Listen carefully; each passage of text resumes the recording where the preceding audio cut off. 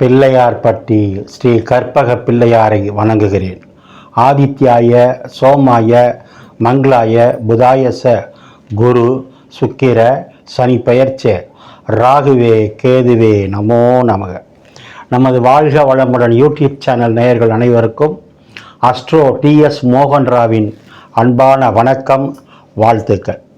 நான் இந்த வீடியோவில் என்ன பார்க்க போகிறோம்னா, மே மாத பலன்கள் பார்க்க போகிறோம். வழக்கம் போல தான் 12 ராசிக்கும் தனித்தனி வீடியோ, மே மாத பலன்கள். இதில் நீங்கள் நம்ம இந்த மாதத்தில் கிரகங்கள் எங்கே இருக்குது, எங்கே நகருதுங்கிறத முதல்ல பார்த்துருவோம். சனி பகவான் பயிற்சி ஆகிட்டார், அதனால் மீன வீட்டில் தான் தன்னுடைய பயணத்தை நடத்திக்கிட்டு இருக்கார். அதனால் அதே மாதிரி சுக்கிரன் உச்சமாக இருக்கார். புத பகவான் நீச்சமாக இருந்தார், ஆனால் நீச்ச பங்க ராஜ யோகத்தில் இருந்தார். சுக்கிரனோடு இருந்ததுனால அவர் 7ஆம் தேதி மேச வீட்டுக்கு வர்றார். வந்து இந்த மாதம் ஃபுல்லாக இங்கே தான் இருப்பார், கடைசியாக தான் நகருவார். அதை நான் பலன் வரும்போது சொல்கிறேன். சூரியன் 14ஆம் தேதி வரைக்கும் மேச வீட்டில் இருப்பார்.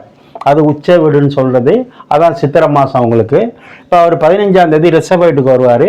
ரிஷப வீட்டுக்கு வந்தாலும் அவர் வீட்டுக்கு 10ல் இருக்கிறதுனால திக்பலமாக இருக்கார் அப்படின்னு சொல்லலாம்.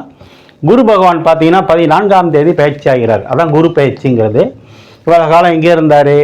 ரிஷப வீட்டில் தன்னுடைய பயணத்தை செஞ்சுக்கிட்டு இருந்த குரு பகவான் இப்போது 14ஆம் தேதி மிதுன வீட்டுக்கு போய் அவர் 1 வருஷ காலம் அங்கே தான் இருப்பார். இடையில அதிசாரம் வாங்கி கடை வீட்டுக்கு போவார். அதெல்லாம் நம்ம மாத பலன்களில் விரிவாக சொல்கிறேன். செவ்வாய் பகவான் கடக வீட்டில் பயணம் பண்ணியிருக்காரு, நீச்சமாக இருக்கார். கேது பகவான் ராகு கேது இந்த மாதம் 18ஆம் தேதி பயிற்சி. ராகு கேது பயிற்சி இந்த மாதம் 18ஆம் தேதி. இது வரைக்கும் மீன வீட்டில் இருந்த ராகு பகவான் கும்ப வீட்டுக்கு வர்றாரு. கன்னி வீட்டில் இருந்த கேது பகவான் சிம்ம வீட்டுக்கு போகிறார். அதான் இந்த மாதத்தினுடைய கிரக நிலைகள். முக்கியமாக இந்த மாதத்தில் 2 பயிற்சி. அது தெருக்கணித பிரகாரம் குரு பயிற்சி, ராகு கேது பயிற்சி தான். அடுத்து இந்த மாதத்தில் என்ன விசேஷம் அப்படின்னா, மே மாதம் 1ஆம் தேதி தொழிலாளர் தினம். உலகம் முழுவதும் இருக்கின்ற, நாடு முழுவதும் இருக்கின்ற தொழிலாளர்களுக்கு மே தினம் அப்படின்னு சொல்கிறது.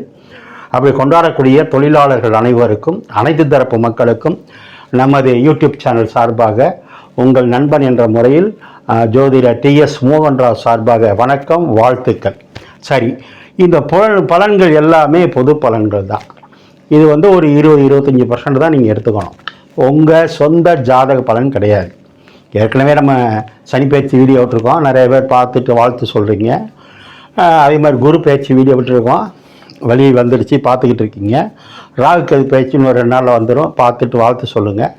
நிறைய பேர் என்ன பண்ணுறீங்கன்னா, கீழே இருக்க என் நம்பருக்கு ஃபோன் பண்ணி உங்கள் ஜாதகத்தை எனக்கு ஆன்லைனில் கொடுத்து வாட்ஸ்அப்பில் அனுப்பி ஜாதகம் பார்த்துக்கிறீங்க. உங்கள் எல்லாருக்கும் என்னுடைய வணக்கங்கள், வாழ்த்துக்கள்.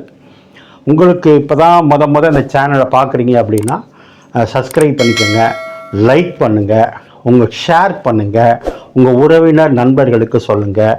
ஏதாவது சந்தேகம் இருந்தால், இல்லை ஜாதகம் பற்றி பார்க்கணும்னா கீழே இருக்க கமெண்ட்ஸில் போடுங்க, இல்லை ஃபோனில் கேளுங்க. இப்போது இந்த மே மாதம் பிறந்திருக்கு. இந்த மே மாதமும் இந்த குரு பயிற்சி, ராகு கேது பயிற்சியும் உங்கள் அனைவருக்கும் நன்மையே நடக்கணும்னு நான் நித்தம் வணங்கி வேண்டி நிற்கும் அந்த அண்ணாமலையார் உண்ணாமலை தாய், என் குலதெய்வம் முத்துமாரியம்மன், நான் நித்தம் வேண்டிக் கொண்டே இருக்கும், நினைத்து கொண்டே இருக்கும் குமாரமலையான், என் தாய் தந்தையரை வணங்கி இந்த பலன்கள் அத்தனையும் உங்களுக்கு சிறப்பாக இருக்கணும்னு கேட்டுக்கிறேன். ஓம் நமச்சிவாய. நாம் இப்போ தனுசு ராசியை பார்ப்போம். தனுசு ராசி அப்படின்னா வில் பவர். நான் வச்சுக்க பேர் மாறாது, மாற்றவும் மாட்டேன். என்ன காரியத்தில் குறி வைக்கிறாங்களோ அந்த காரியத்தை முடிச்சுட்டு தான் உட்காருவாங்க. இந்த மாதம் என்ன சார் சிறப்பு அப்படின்னா, எனக்கு குரு பயிற்சி ஆச்சோ அன்னையிலேருந்து நீங்கள் நல்லா இருக்கீங்க. இந்த குரு பயிற்சி 1 வருஷத்துக்கு உங்கள் குரு ராசியை பார்க்குறதே சிறப்பு. அதுலேயும் உங்கள் ராசிநாதனாக இருந்து ராசியை பார்க்குறது அதை விட சிறப்பு.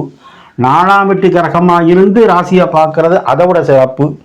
தனகாரனாக இருந்து பார்க்குறது அதை விட சிறப்பு. 7ஆம் இடத்துலேருந்து பார்க்குறது அதை விட சிறப்பு. சம சப்தமமாக பார்க்குறாரு. அப்போ 1 வருஷத்துக்கு இந்த 12 கட்டத்தில் எந்த கிரகம் எங்கே இருந்தாலும் நீங்கள் கவலைப்பட தேவையில்லை. ஏன்னா குரு நேராக பார்த்துக்கிட்டு இருக்கார். அப்போ எந்த வயசில் நீங்கள் இருந்தாலும் சரி, ஆணாக இருந்தாலும் சரி, பெண்ணாக இருந்தாலும் சரி, நீங்கள் என்ன கேட்குறீங்களோ அத்தனையும் கிடைக்கும். உங்கள் குலதெய்வமே உங்களை பார்க்குதுன்னா இதுக்கு மேலே வேறு என்ன வேணும்? அப்போ தனுசு ராசிக்காரங்க, நீங்கள் நினச்சதெல்லாம் கிடைக்க போகுது. இது ஒரு வருஷத்துக்குள்ள. அப்போ லைஃபு செட்டில் ஆக போகுது. உங்கள் ஜாதகத்தில் நல்ல தசபுத்தி நடந்தால் நான் சொன்னது அத்தனையும் நடக்கும். சரி, இந்த மாதம் இதோட சிறப்பு என்ன அப்படின்னா, 5ஆம் இடத்துலையும் 6ஆம் இடத்துலையும் சூரியன் இருக்குது. இருக்கலாம்ல. இன்னும் அதிர்ஷ்டம், பூர்வீகம், ஆள் மனசு, உங்கள் எண்ணம், சிந்தனை, திட்டம், பிளானிங், குலதெய்வம், குழந்தை, பூர்வீகம், தாய்மாமன் சீரு, பதவி உயர்வு எல்லாம் சொல்கிறது 5. அங்கே போய் சூரியன் 14ஆம் தேதி வரைக்கும் இருப்பார். அதுக்கப்புறம் 15ஆம் தேதி 6ஆம் இடத்துக்கு வருவார். 6ஆம் இடத்துக்கு வந்தாலும் சூரியன் நல்லது பண்ணுவார். உங்களுக்கு அதை விட சிறப்பு, உங்கள் ராசிக்கு சூரியன் யார்? பாக்கியாதிபதி. பாக்கியாதிபதி 5ஆம் இடத்துல இருக்கிறதே சிறப்பு. ஒரு திரிகோணாதிபதி இன்னொரு திரிகோணத்தில் இருந்தால் எல்லாம் கிடைக்கும். அதே சூரியன் 6ஆம் இடத்துக்கு போனால் இது பேர் சர்வீஸ், வேலை, அரசாங்கம், அப்பா அப்படி சொல்கிறது. 6ல் சூரியன் வந்து நிறைய பேருக்கு ஜாதகம் பார்த்து நான் சொல்லியிருக்கேன், அரசாங்க வேலை கிடைச்சிருக்கு. அப்போ 5, 6 புனிதம். ஏற்கனவே குருவை பற்றி நிறைய சொல்லிட்டேன்.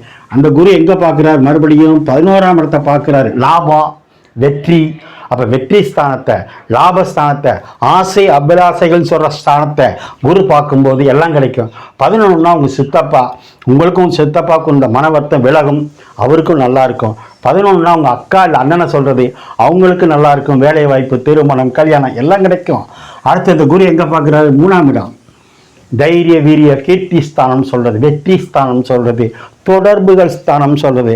அங்கே யார் வந்திருக்கா? ராகு பகவான் வந்திருக்கிறாரு. அவர் நல்லது தான் பண்ண போகிறாரு. 3ஆம் இடத்துல ராகு இருக்கலாம், ஆனால் குருவும் பார்க்குறாரு. அதோட சிறப்பு. அப்போ என்ன ஆகும்?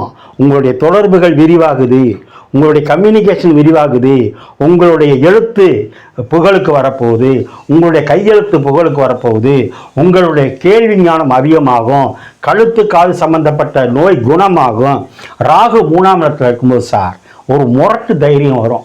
நல்ல விஷயத்தில், தவறான விஷயத்துக்கு போயிடக்கூடாது. ஏன்னா ராகு 3ஆம் இடத்துல இருக்கும்போது ஒரு சிலருக்கு தவறான எண்ணம் கூட சிந்தனைகளை வரக்கூடாது. ஆனால் அந்த ராகு 3ஆம் பார்வை ராசியை பார்க்கும்போது உங்களுக்கு மேல் அதிகாரி வேறு பாஷை பேசுகிறவர் வருவார். யாருக்கு? உங்களுக்கு. அதே அல்லது வேறு மாவட்டம், வேறு மாநிலம், வெளிநாடு போய் தொழில் பண்ணுறவங்களுக்கு நல்லது. எல்லாத்துக்கும் மேலே இந்த சனி உங்களை 10ஆம் பார்வையாக பார்க்குறாரு. சனி பகவானும் 10ஆம் பார்வையை பார்த்து குருவும் உங்கள் ராசியை பார்க்குறார். சனி யார்? உங்களுக்கு 2ஆம் வீட்டு அதிபதி, தனஸ்தானாதிபதியும் உங்களை பார்க்குறாரு. தனகாரன் குருவும் பார்க்குது. பணம் கொட்டும், பணம் வரும். உங்கள் வயசுக்கு தகுந்த மாதிரி, நீங்கள் போட்டிருக்க முதலுக்கு தகுந்த மாதிரி. புதன் 5லையும் 6லையும் இருக்குது. யாராவது அரசு கான்ட்ராக்டர் ஒப்பந்தத்தில் இருந்தீங்கன்னா இப்போ புதிய கான்ட்ராக்ட் கிடைக்கும், அதனால் லாபமும் கிடைக்கும். சுக்கிரன் 4ல் உச்சம், அம்மா அழகாக இருப்பாங்க. இது ஒரு திக்பலம்னு சொல்கிறது. 6ஆம் இடங்கிறது உங்களுக்கு நல்ல கிரகம் அல்ல, ஆனால் உச்சமாக இருக்கும்போது, சனியோடு சேர்ந்து உச்சமாக இருக்கும்போது நல்ல வேலை கிடைக்கும். ஆனால் பெண்களால் ஒரு வருத்தம் வரும், அதில் எச்சரிக்கையாக இருக்கணும். ஏன்னா சனி சுக்கிரன் சேரும்போது அந்த காம்பினேஷன் என்ன பண்ணும்? ஒரு பெண்ணே நமக்கு, ஏன்னா அவர் 6ஆம் வீட்டு அதிபதி சுக்கிரன், ஒரு பெண்ணால் எதிர்ப்பு வர்றதுக்கு வாய்ப்பு இருக்குது. செவ்வாய் நீச்சமாக இருக்கே சார் அப்படின்னா இருக்கக்கூடாது. ஆனால் அந்த செவ்வாய் உங்களுக்கு டைரெக்டாக 7ஆம் பார்வையாக 2ஆம் இடத்தை தனஸ்தானத்தை பார்க்கறதுனால பணம் வந்துடும். ஏன்னா 5 கூட இல்லையா? அடுத்து 3ஆம் இடத்தை பார்க்காத தைரியமாக இருப்பீங்க. குழந்தை பாக்கியம் உண்டு. ஃபஸ்ட்டு திருமணம் ஆகிடும். திருமணம் ஆகலைங்கிற பேச்சுக்கு வேலை இல்லை. திருமணம் உண்டு, குழந்தை பாக்கியம் உண்டு, நல்ல பொருளாதாரம் உண்டு.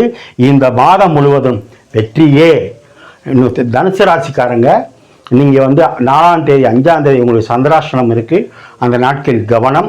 வண்டி வாகனங்களில், ஃபைனான்ஸு, குடுக்கல் வாங்கல கவனம். நீங்கள் வழிபட வேண்டியது சிவன் வழிபாடு, முருகன் வழிபாடை பண்ணுங்க. இந்த மாதத்தை கொண்டாடுங்க. பதவி உயர்வு உண்டு, குழந்தை பாக்கியம் உண்டு, பூமி யோகம் உண்டு. நீங்களே எனக்கு ஃபோன் பண்ணி சொல்லுவீங்க. ஓம் நமச்சிவாய.